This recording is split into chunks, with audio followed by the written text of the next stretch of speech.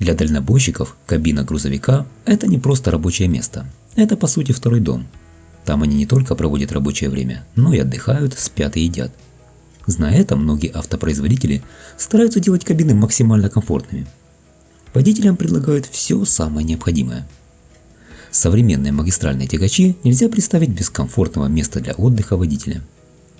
Однако путь к тому, что мы видим сегодня, был долгим и тернистым. В прошлом спальник для грузовика куда только не устанавливали, прежде чем этот элемент занял привычное для нас всех место в кабине. В этом видео рассмотрим самые необычные, а порой и уникальные примеры размещения спальных мест в грузовиках 20 века.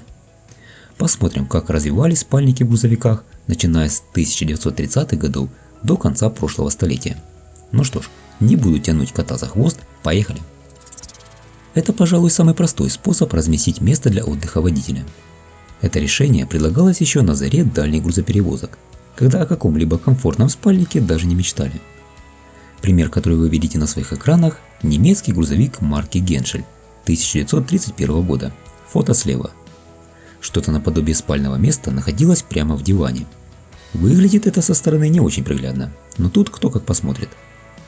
Похожее решение применялось и на грузовике Fiat 634N того же года, фото справа. На этом фото можно увидеть довольно экзотическое решение, когда специальный отсек для отдыха устанавливался не в кабине тягача, а в находящемся позади полуприцепе или кузове. Такой тип конструкции применялся в 40-х годах американской компанией Frew How Trailer, которая занималась производством и продажей грузовых прицепов. В то время встречались экземпляры со спальным боксом над кабиной, как на этом грузовике Автокар. Можно также отметить крепление спального отсека к передней стенке полуприцепа, где обычно мы видим холодильную установку. Здесь изображен капотный тягач Corbett 25 TD 1946 года, именно с такой конструкцией. Во всех этих случаях спальник не был частью кабины.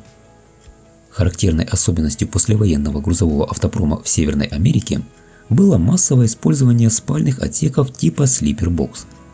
Такой тип спальника устанавливался в частности на Kenworth 500 серии 1947 года производства. Было два варианта – отдельный спальный блок и совмещенный с кабиной. С отдельным исполнением спального бокса были и военные тягачи Ford, как на этом фото. В то время как в Америке и Европе машины со спальными местами набирали популярность, в СССР были лишь первые попытки создать что-то подобное. Вот, например, опытный ПАЗ-651 на базе грузового автомобиля ГАЗ-51. Здесь советские конструкторы смогли кое-как поместить небольшой диван. Под диваном было место для инструментов и вещей. Полет инженерной мысли ограничить невозможно, поэтому некоторые конструкторские решения своей необычностью просто поражают.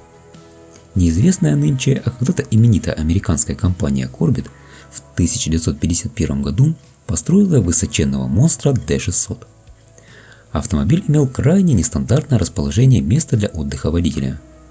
Весь фокус был в огромном горбе спереди, который сразу привлекает внимание тех, кто в первый раз видит это чудо техники. Благодаря тому, что свободного места было больше, пассажирское сиденье можно было полностью разложить, превратив его в удобную кровать. Больше об этом необычном грузовике можно узнать из ролика, который есть на этом канале.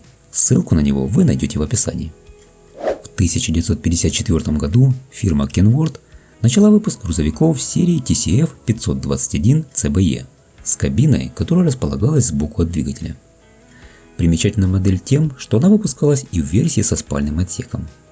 В результате машина обладала причудливой внешностью из-за странной кабины, а со спальным местом выглядела причудливее вдвойне. Надо полагать, что вот эта пристройка и была тем самым спальником. А это так называемый скворечник, спальный отсек, расположенный над кабиной. И в отличие от уже показанного в ролике грузовика 40-х, тут место для отдыха является составной частью кабины. Конечно, с точки зрения полезной площади такое решение выгодно, однако удобным его назвать сложно. Первый White Freightliner WF 1064 с таким спальником был выпущен в 1953 году. Он на ваших экранах. Ту еще загадку для пытливых умов в 1953 году создала американская транспортная компания Convoy. Она разместила двигатель и коробку передач в пределах колесной базы между передней и задней осями. А освободившееся пространство под кабиной как раз и было отдано под обустройство поперечного спального модуля. Проблему соблюдения разрешенной габаритной высоты решили путем установки перевозимых легковушек не горизонтально, а под определенным углом. Европа тоже не стояла на месте. В послевоенное время в Германии родилось конструкторское решение в виде пристройки со спальным местом позади сидения шофера, получившее название «Ласточкино гнездо». Спальное место в кабинах европейских грузовиков 60-х было стандартным, позади водительского сидения. Но были и небольшие исключения. Таковым был бескапотный Mercedes-Benz LP1620, у которого была своя изюминка. Заднюю полку, находившуюся за спинками кресел, можно было складывать. И вновь возвращаемся в Америку.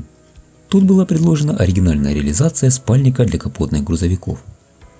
Решение было весьма бюджетным и простым в реализации. Это был своего рода чемодан, закрепленный в верхней тыльной части кабины.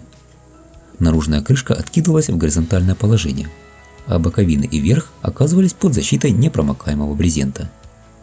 Ехать в таком положении было нельзя, но использовать мини-спальню во время стоянок не возбранялось. Впрочем, старания изобретателя оказались напрасны. При установке в походное положение в кабину попадали пыль и влага, что создавало определенный дискомфорт.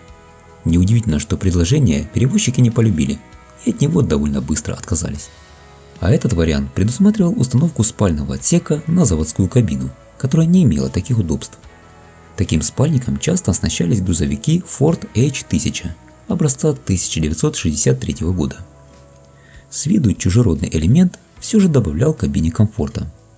Однако дальнобойщикам не понравилось ощущать себя акробатами при каждом подъеме и спуске по вертикальной лесенке. Мексиканский производитель Ramirez в 1968 году выпустил любопытную серию грузовиков R22. Кабина не имела отдельного спальника. Для отдыха использовалось сиденье, трансформируемое в диван. А чтобы можно было лечь в полный рост, на дверях сделали хорошо заметные выпуклости. Простое и эффективное решение. Но другие производители этим путем не пошли. Британская фирма Jennings Coach Walk Ltd. В 70-х годах активно занималась переделкой заводских кабин разных производителей. Спальное место в кабине было организовано как за счет удлинения кабины, так и с применением оригинальных решений на грузовиках с дневной кабиной. Например, спинка сиденья трансформировалась в спальную полку, как на этом грузовике ERF серии B 1978 года. Продолжая тему английских грузовиков, упомяну грузовики той же марки ERF, но уже собиравшиеся в ЮАР. Они имели одну необычную особенность. Африканские грузовики отличались от английских собратьев своей кабиной. Спальная полка размещалась за водительским сиденьем, а ниша, в которой она находилась, со всех сторон была остеклена, как веранда. Спорное решение, учитывая климат африканского континента. Такую же архитектуру имели и африканские спальники на грузовиках еще одной английской марки Foden. В 70-х годах случился настоящий прорыв в организации комфорта дальнобойщиков в США. На американском рынке фактически начался настоящий бум на роскошные спальные отсеки, которые монтировали позади кабины. Специализированные компании предлагали потребителю отсеки, которые по удобству и наличию всевозможной бытовой техники можно было сравнить с небольшой квартирой. В частности, довольно популярны были спальные отсеки фирмы Mercury из калифорнийского города Гардена.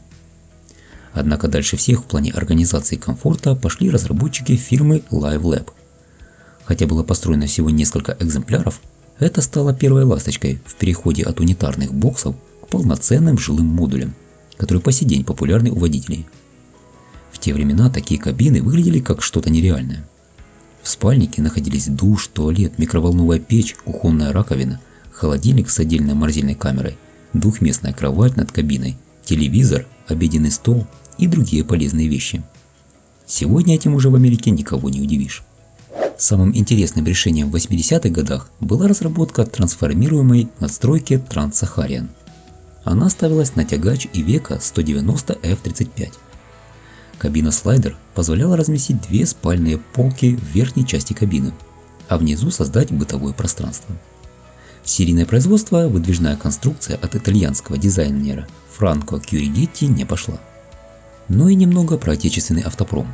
Под влиянием американских красавцев-тягачей завод имени Лихачева в поздний период своего существования решил создать нечто подобное.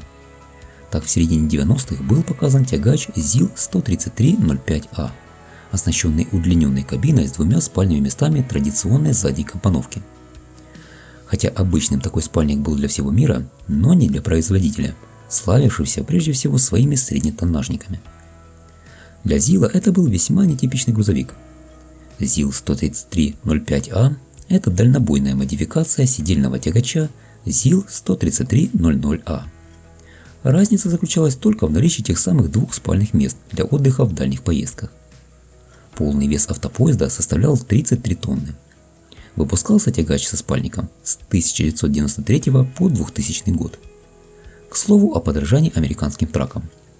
На выставочных образцах и в рекламе можно было увидеть хромированную решетку радиатора и бампер. Однако в реальности приобрести такой ЗИЛок можно было только с обычной расцветкой кабины, без эффектного хрома. Покупателей на эти грузовики нашлось немного. Особым комфортом кабина ЗИЛовского тягача по сравнению с заокеанскими аналогами не отличалась. Среди дальнобойщиков большой популярностью он не пользовался. В 1995 году шведская компания Scania начала производство крупнотоннажного грузовика, ставшего преемником популярной модели Scania 3. Эта машина выпускалась в 5 комбинациях дизельных двигателей от 220 до 580 лошадиных сил, 3 кабинах и 4 типах шасси. По сравнению с предшественником, Scania 4 серии имела кабину с более аэродинамичными округлыми формами. Однако для нас в данный момент интересна люксовая версия, получившая название Topline. Чем же интересен этот грузовик? А интересен он нестандартным размещением спального места. Здесь было применено спорное конструкторское решение размещения второй спальной полки. В то время как все конкуренты использовали классическое решение, размещали вторую спальную полку позади сидений, шведские конструкторы расположили спальную полку над лобовым стеклом. На этом я хотел бы завершить видео. Надеюсь, оно вам понравилось. Оставляйте свои комментарии и подписывайтесь на канал.